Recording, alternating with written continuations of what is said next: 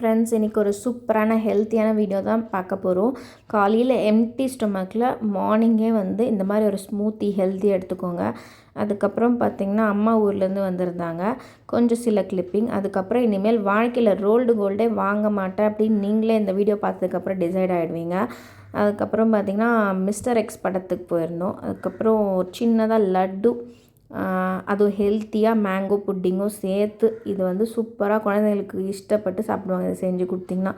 இப்போ ஃபஸ்ட்டு பார்த்திங்கன்னா மார்னிங் வந்து ஒரு 10லேருந்து 15 பாதாம் ராகி ஸ்மூத்தி பண்ணுறதுக்கு 1 மணி நேரம் முன்னாடி மட்டும் ஊற வச்சுட்டேன்.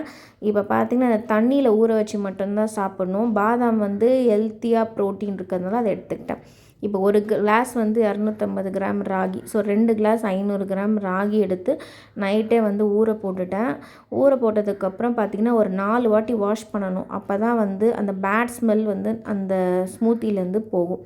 ஸோ அதுக்காக ஆட் பண்ணியிருக்கேன். அதுக்கப்புறம் பார்த்திங்கன்னா இப்போ 4 வாட்டி நல்லா வந்து வாஷ் பண்ணதுக்கப்புறம் பார்த்திங்கன்னா இப்படி ஓரமாக வச்சுட்டு அது கூட பார்த்திங்கன்னா இந்த பாதாமும் 1 மணி நேரம் முன்னாடி ஊற போட்டல அதோடய தோலும் வந்து நல்லா எடுத்துருங்க. தோல் எடுத்ததுக்கப்புறம் இந்த மாதிரி இருக்கும்.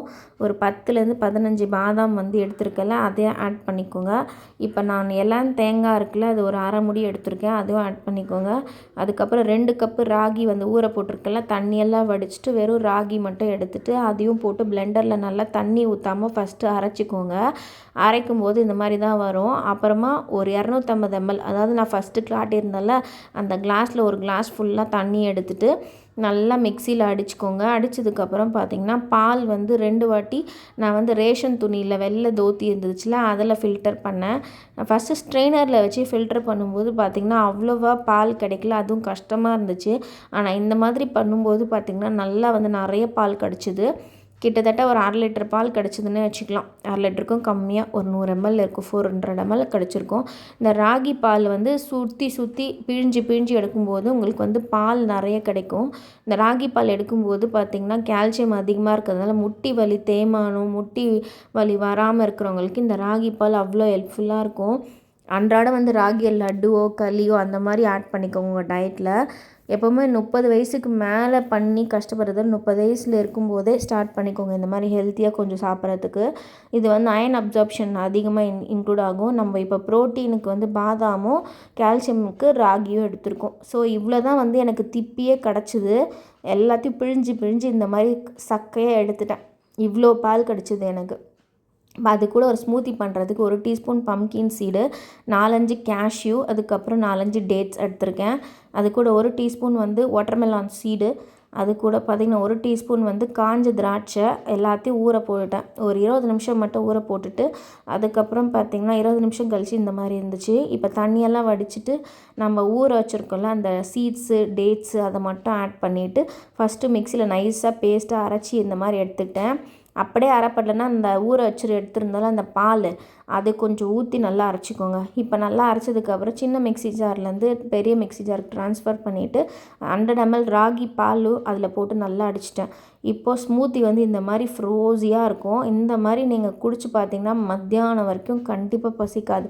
வாரத்தில் ஒரு 3 நாள்லாம் இந்த மாதிரி ஹெல்த்தியாக குடிங்க. அண்ட் மத்தியானம் பார்த்திங்கன்னா அம்மா வந்திருந்தனால வெறும் மஷ்ரூம் பிரியாணி, தயிர் பச்சடி, அப்பளம், சாதம், ரசம் எல்லாமே செஞ்சுருந்தேன். வேறு எந்த கிளிப்பிங்கும் அம்மா கூட எடுக்க முடியாத போயிடுச்சு. அதுக்கப்புறம் பார்த்திங்கன்னா இந்த பேங்கிள்ஸ் வந்து வாங்கியிருந்தேன். சில்வர் பேங்கிள்ஸ் தான் இது. 13,000 ரூபாய் ஆயிடுச்சு. என்ன பார்த்திங்கன்னா ₹1 கூட நான் என் கையிலேருந்து கொடுக்கல. என் பையனோட வந்து அந்த சாதம் ஊட்டுவாங்கள்ல, கிண்ணம், டம்ளர், ஸ்பூன் அதெல்லாம் வந்து சொட்டையாக இருந்துச்சு. அதை மட்டும் எக்ஸ்சேஞ்ச் பண்ணிவிட்டு அவங்களே எனக்கு 2,000 ரூபாய் கொடுத்தாங்க. ஜிஆர்டியில் தான் எடுத்திருந்தேன். இப்போ நம்ம ரோல்டு கோல்டு வாங்கும்போது பார்த்திங்கன்னா இன்ஸ்டாகிராமில் அந்த மாதிரி வாங்குகிறோன்னு வச்சுக்கோங்க, ஒரு வாட்டி தான் நம்ம யூஸ் கொஞ்ச நாள் தண்ணி படும்போது கலர் மாறிடுதுன்னு வச்சுக்கோங்க. நிறைய வாட்டி யூஸ் பண்ணி கூட கலர் மாறிடுதுன்னா அதை வந்து நம்ம பாலிஷ் பண்ண முடியாது சில கடையில் வாங்குறது. அது இல்லாமல் ரீயூஸ் பண்ணாலும் நம்மளுக்கு காசு கிடைக்காது. ஆனால் நம்ம சில்வர் இந்த மாதிரி வாங்கும்போது நம்மளுக்கு ரீயூஸும் பண்ணலாம், அதுக்கப்புறம் பாலிஷ் பண்ணி நம்ம யூஸ் பண்ணிக்கலாம். இந்த பேங்கிள் வந்து 13,000 ரூபாய் ஆச்சு. இது வந்து எடுத்தது வந்து ஜான்வரி மந்த் எடுத்திருந்தேன். இது வந்து பார்த்திங்கன்னா நெக்லஸும் கம்மலும் வந்து அது ஒரு 6 months பிஃபோர் எடுத்திருந்தேன். ஸோ அது நல்லா இருந்துச்சு. அப்போ எடுக்கும்போது 5,800 தான். ஆனால் இப்போ நான் செக் பண்ணும்போது இப்போனா ஒரு ஜான்வரியை செக் பண்ணும்போதே எனக்கு வந்து 8,800 கிட்ட வந்துருந்தது. ஸோ இந்த மாதிரி நீங்கள் எடுத்து வச்சிட்டிங்கன்னா இப்போ கோல்டு இல்லாத போது நீங்கள் வந்து வேறு ஏதாவது யூஸ் பண்ணிக்கலாம். நீங்கள் வந்து எய்தராக இதை வந்து அதாவது திருப்பி கொடுத்துட்டு கூட எக்ஸ்சேஞ்ச் பண்ணிக்கலாம். நம்ம இல்லைனா வந்து ஜிஆர்டியில் கொடுத்து அது பாலிஷ் பண்ணிக்கலாம் எங்கேயாவது கல்யாணத்துக்கு போகும்போது. அம்மா கிளம்பிட்டாங்க. ஸோ பூவெலாம் வாங்கி கொடுத்துருந்தாங்க, எண்ணெய் வச்சு தலை வாரி பூவை கொடுத்துருந்தாங்க. அப்புறம் அம்மா கூப்பிட்டா வரல. அப்புறம் மிஸ்டர் எக்ஸ் படத்துக்கு மட்டும் போயிருந்தோம். என் பையன் அங்கேருந்து நைட்டு 10 மணி ஆகிடுச்சு. வாடானா வரல, அதில் போய் உட்காந்துட்டு இருந்தான். நாளைக்கு தான் மேம் இது ஓப்பன் பண்ணுவாங்கன்னு சொல்லியிருந்தாங்க. சரின்னு வந்துட்டோம். அப்புறம் மறுநாள் எடுத்த லாக் இது பார்த்திங்கன்னா லட்டு தான் செஞ்சுருந்தேன். ஒரு சிம்பிளான ப்ரோட்டீன் லட்டு. மக்கானா வச்சு 1 கப்பு மக்கானா மட்டும் எடுத்துகிட்டு நல்லா நெய்யில் ரோஸ்ட் பண்ணிக்கிட்டேன். ஒரு 8லேருந்து 10 பாதாம் இருக்கும். அதுக்கப்புறம் 5லேருந்து 6 கேஷ்யூ எடுத்திருக்கேன். அதையும் நல்லா ரோஸ்ட் பண்ணிக்கிட்டேன். பாதாம் மட்டும் ஊற வச்சு தோல் எடுத்துக்கிட்டேன். 1 கப்பு பொட்டுக்கடலை. இது வந்து பார்த்திங்கன்னா ஆல்ரெடி நான் ஷார்ட்ஸ் வீடியோவில் அப்லோட் பண்ணியிருந்தேன். இது வந்து அப்படியே வச்சுக்காதீங்க, வெளியே எடுத்துருங்க, இல்லைனா கலர் மாறிடும். அதுக்கப்புறம் 3/4 கப்பு இருக்கும் வெல்லம். அது கூட பார்த்திங்கன்னா 1/2 கப்பு தண்ணீர் ஆட் பண்ணிவிட்டு ஜஸ்ட்டு வெல்லம் கரைஞ்சதுக்கப்புறம் ஒரு 2 டீஸ்பூன் நெய்யும் அது கூட 1/4 டீஸ்பூன் ஏலக்காய் பவுட்ரு போட்டு நல்லா சூடு பிடிக்கும் போதே வந்து லட்டு பிடிச்சி வச்சிட்டிங்கன்னா சூப்பராக இருக்கும் இந்த லட்டு. குழந்தைங்க நல்லா இஷ்டப்பட்டு சாப்பிடுவாங்க. போன்ஸும் வந்து நல்லா ஸ்ட்ராங்காக இருக்கும். கண்டிப்பாக இந்த மாதிரி ரெசிப்பியை குழந்தைங்களுக்கு லீவில் செஞ்சு கொடுங்க. இந்த லேஸ் பேக்கெட் அந்த மாதிரி வாங்கி கொடுக்குறது பதில். இப்போ நான் வந்து மீதி பால் இருந்துச்சுல, அதை வந்து மேங்கோ ஜெல்லி பண்ணிடலான்னு சொல்லிட்டு ஒரு மேங்கோ இருந்துச்சு, அது கூட கல்கண்டு ஒரு 3 டீஸ்பூன் ஆட் பண்ணிவிட்டு இது ரெண்டுத்தையும் நல்லா வந்து மிக்சியில் நைஸாக அரைச்சிட்டேன். இப்போ மீதிமுள்ள ராகி பாலையும் ஆட் பண்ணிவிட்டு பாலை வந்து நல்லா கொதிக்க விட்டு அது வந்து பாதியாக சுண்டி அளவு வரும்போது தான் இந்த மேங்கோ ஜெல்லியை வந்து நம்ம ஆட் பண்ணோம். இல்லைன்னா ரொம்ப கஷ்டம். இப்போ பார்த்தீங்கன்னா இந்த ராகி பாலை வந்து நல்லா வந்து ஒரு 10லேருந்து 15 நிமிஷம் வந்து நல்லா வந்து சுண்ட வச்சுருக்கேன். அது கூட பார்த்திங்கன்னா ஒரு 2 டீஸ்பூன் மட்டும் நெய் ஆட் பண்ணிக்கோங்க. இந்த 2 டீஸ்பூன் நெய் ஆட் பண்ணிவிட்டு நல்லா பாதியாக சுண்டி வரும்போது ராகி வந்து நல்லா வெந்திருக்கும். அந்த மாதிரி டைமில் மட்டும் நீங்கள் வந்து மேங்கோ வந்து புட்டிங் பண்ணுறதுக்கு இந்த மேங்கோவும் கல்கண்டும் பேஸ்ட்டும் அரைச்சிங்கல்ல, அதை போட்டு நல்லா வந்து கிண்டிக்கோங்க. கிண்டும்போது பார்த்திங்கன்னா ஒரு 10லேருந்து 15 நிமிஷம் அப்படியே கிண்டிகிட்டே வரும்போது இந்த பாலோட அந்த மேங்கோ மிக்ஸ் ஆகும்போது டேஸ்ட் எக்ஸலண்ட்டாக இருக்கும். இது கூட 1/4 டீஸ்பூன் மட்டும் நெய் ஆட் பண்ணிக்கோங்க. நெய் ஆட் பண்ணிவிட்டு அகெயின் மிக்ஸ் பண்ணிக்கோங்க. இது கொதிச்சுட்டே இருக்கும்போது கரெக்டாக ஒரு 20லேருந்து 25 நிமிஷம் ஆகும்.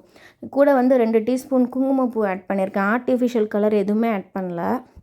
இது கூட பார்த்திங்கன்னா ஒரு 20லேருந்து 25 நிமிஷம் நல்லா கொதிக்க விட்டுட்டு அது பாதியாக சுண்டுற அளவுக்கு வந்ததுக்கப்புறம் 3 கப்பில் நெய் தடவி வச்சுக்கிட்டேன். அது கூட சாப் பண்ண பிஸ்தா ஆட் பண்ணியிருக்கேன். இப்போ பபிள்ஸ் எலும்பி வருது பாருங்கள். அந்த மாதிரி கன்சிஸ்டன்சிக்கு வரும்போது தான் இது வந்து ப்ராப்பராக குக் ஆகிடுச்சின்னு அர்த்தம். இந்த டிவி கேக்கு விசில் ஒன்று கொடுத்துட்டாங்க. என் பையனும் பக்கத்து வீட்டு பையனும் ஊதிட்டே இருக்கான். நான் வாய்ஸ் ஓவர் கொடுக்கும்போது பார்த்திங்கன்னா இந்த மாதிரி ஊதல் சத்தம் வரும், கொஞ்சம் அட்ஜஸ்ட் பண்ணிக்கோங்க. என்ன தான் டிவிக்கே விசில் கொடுத்தாலும் இந்த வீதியில் இருக்கிற எல்லா பசங்களும் அந்த விசிலை ஊதி ஊதி எத்தனை வாட்டி நான் வாய்ஸ் ஓவர் கொடுக்குறது, கிட்டத்தட்ட ஒரு 3-4 வாட்டி வாய்ஸ் ஓவர் கொடுத்துட்டேன். 3-4 வாட்டியும் அதே மாதிரி வேணுமனே வந்து ஊதுறானுங்க சில டைமில். நைட்டு பண்ணலாம் பார்த்தா நாய் தொல்லை, பகலில் இவனுங்க தொல்லை. எப்போ தான் வாய்ஸ் ஓவர் கொடுக்குறதுன்ற மாதிரி ஆயிடுச்சு.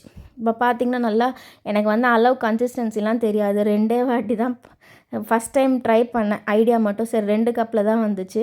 ஒரு 10 நிமிஷம் மட்டும் நல்லா டேப் அப்படியே பபிள்ஸ் வராமல் இருக்கிறதுக்கு டேப் பண்ணிவிட்டு 10 நிமிஷம் ஃப்ரிட்ஜில் எடுத்து வச்சிங்கன்னா சூப்பராக இந்த மாதிரி ஜெல்லி வந்துடும். பசங்களுக்கு இந்த மாதிரி கொடுங்க. பிடிச்சிருந்தா லைக்கை தட்டி சப்ஸ்கிரைப்.